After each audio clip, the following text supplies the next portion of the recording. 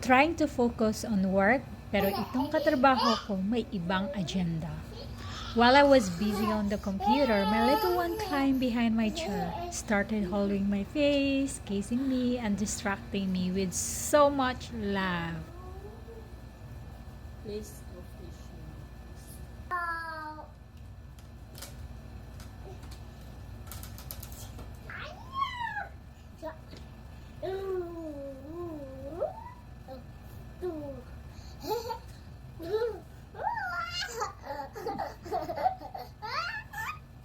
Stop it!